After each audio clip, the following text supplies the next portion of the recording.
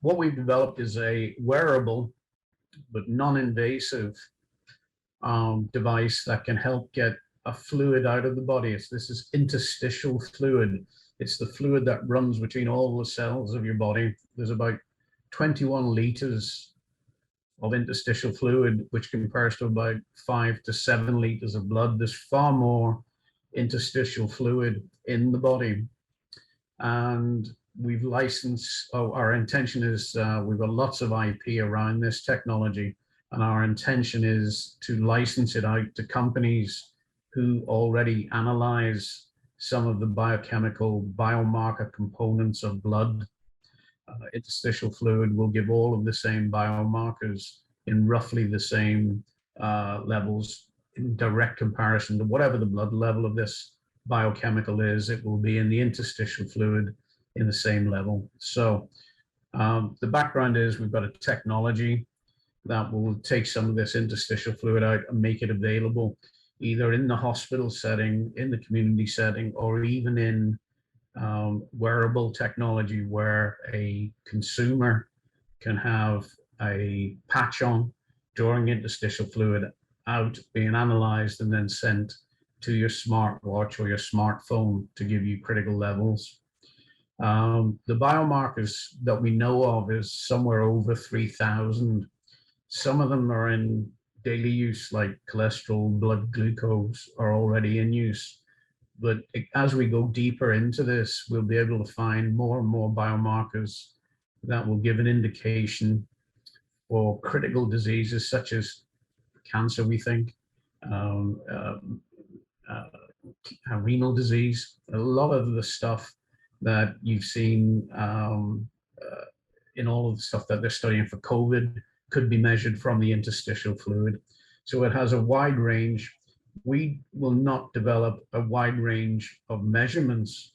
We will license that technology out to companies who already do those measurements. We'll just make it very easy for them to have interstitial fluid available to measure. So this is a little diagram of where the interstitial fluid is. It's in all of the spaces between cells in the body. That's why there's so much of it.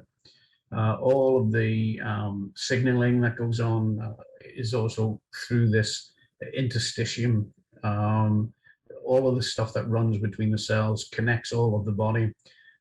Give you an example of that is if you have a cancer and it starts to send out secondaries that could cause a secondary growth tumor somewhere else, it's probably possible we can pick that up in the interstitium, in the fluid that runs between the cells very early. That would allow us to detect cancer before it really starts to take hold in the body and give you an early indication that you should see your doctor and start therapy. The earlier you start therapy, the better the outcome. So the technique that we have patented is electropermeabilization. It's a non-invasive microbiological technique where an electrical field, very low voltage, is applied to increase the permeability of the cell membrane. So in layman's terms, we've made the skin a little bit leaky and we can get the interstitial fluid to come out without having to stick a needle into somebody. The key fact is 25% of the population fear needles, and about 10 or 16%, is one report I read, of the population have a morbid fear of needles, and that means they will not go near a doctor for fear of a needle. So that's either injection. You've seen some people reject COVID vaccination. Could be fear of needles. We haven't explored that fully. But if we can give you a non-invasive, non-needle technique to get fluid out of the body, which you can then analyze, it means a lot of the skilled nursing time, skilled technician time, where you need to go for phlebotomy, i.e. blood draw. If we can do away with that, we will give scarce resource, the human resource of skilled nurses and doctors back into a system that is very, very bereft of the right key people at the moment. That's certainly the case in the UK, and I believe it's also the case in an awful lot of European and American states, we don't have enough doctors, we don't have enough nurses. So why don't we take all of this blood sampling away? The only exception to that is if you need to draw red blood cells or white blood cells or platelets out, you would still need blood. We think for more or less everything else, interstitial fluid can replace blood sampling. We'll have to prove that. That's where we need some money to do the early testing. But all of the early indications that we have is that interstitial fluid can replace blood sampling for most of the requirements of most healthcare systems. Again, if you need red blood cells, you need to take whole blood. So that's where we think interstitial fluid can go in medicine. I'll skip through a lot of these slides because we have too many to discuss today. The patents that we've got, it will also include the consumer healthcare, not just the medical uses.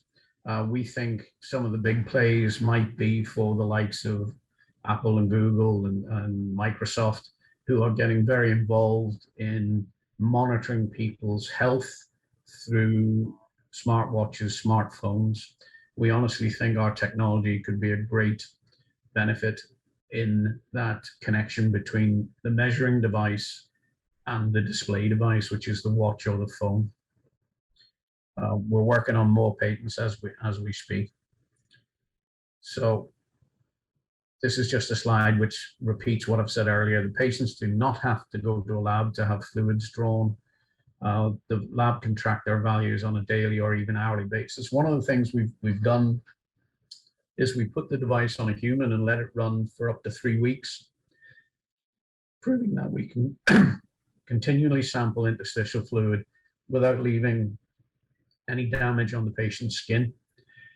So for drug companies who want to measure the levels of the drugs in development today, they usually have to go through very complex trial processes where they repeatedly take blood samples to measure.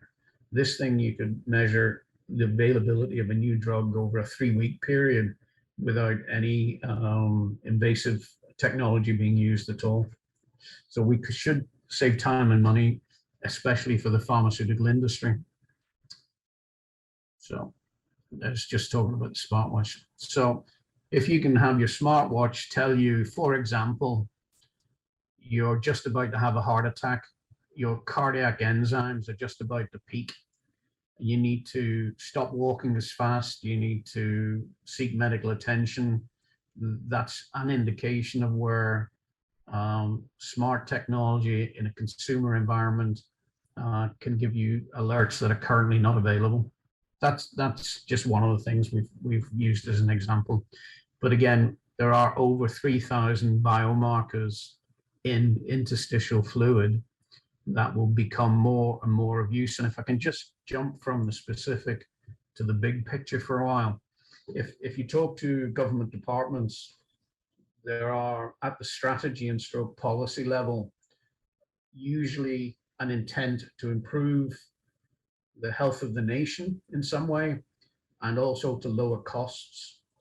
I honestly believe that with the availability of non-invasive fluid to analyze and artificial intelligence, we can get very, very clever forward-thinking policies that reduce the burden on the healthcare workers, but give better healthcare to the citizens of whatever nation takes it on. So if we can get this wearable component built into a lot of key biomarker measurements, then the artificial intelligence can look at the big data and give you trends that will enable you to give either early interventions or even preventative interventions. So the person who might suffer from type 2 diabetes, in 5 years' time, will get treatment to say, we picked this up early, you need to stop that. If you do, you won't develop diabetes. There's an awful lot of forward thinking can be gotten into with this product. And we've got a team formed of very experienced guys to help us take this to market. It's led by George Kagner, who's the president and chief executive. Abdul Tif Esalik is the founder, PhD doctor in biomechanical engineering. Nick Marr, very experienced Chief Operations Officer, and Simi Bensalam is all handling all the regulatory affairs. We don't think we're going to have too much of barriers to entry for regulatory affairs because it's low voltage, it's very safe, it's not going to damage the patient. Interstitial fluid is already recognized by the FDA as holding very significant biomarkers in it. And the key thing with our engagement going forward with the FDA is that they've published a lot of information which says, look, if you can prove that this biomarker either goes down or goes up, and you can tie that to an improvement in the patient's therapy, we will accept it. You don't need to go back and do all of the work to prove that the biomarker is related to that disease. So they're already thinking that biomarkers should be used for disease monitoring and disease progression.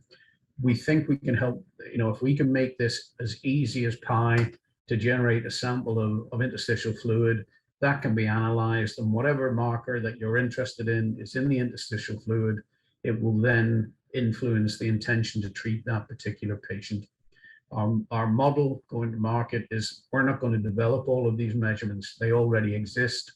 All we're doing is licensing the Kiffik technology to get interstitial fluid to allow them to use for analysis. So we hope we can get some licensing deals done before the end of our first year. Our first year, we're going to need somewhere between $10 and $15 million to do the research and to hire the key people, particularly for running the clinical trials, getting the R&D finished off to get prototypes sufficient in number to allow us to do the clinical trials. So that's where we're at today. We have a good team set up in the US. We need to expand that a bit further. We need to do some more R&D. We have working prototypes now that can extract interstitial fluid, but we want to make them a little bit neater and a little bit smaller so that they can go forward and give us some more clinical studies. So that's where the company is today. We've got the team, we've got the product, we've got the intellectual property signed off. We've got some interested clinicians who are going to work with us. I've been talking today to the UK NHS research arm.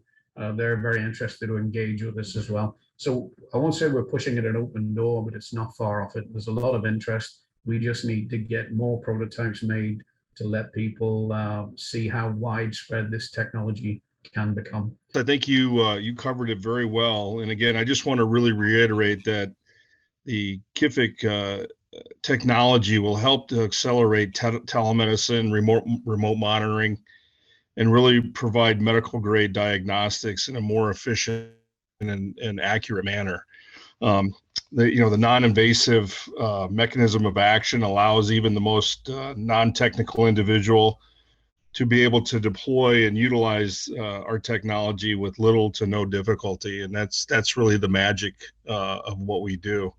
And then again, the medical grade diagnostics that will be able to come out of this, that we'll be able to analyze and as you articulated, will be extremely useful and take the whole wearable technology to a whole nother level, which is very exciting.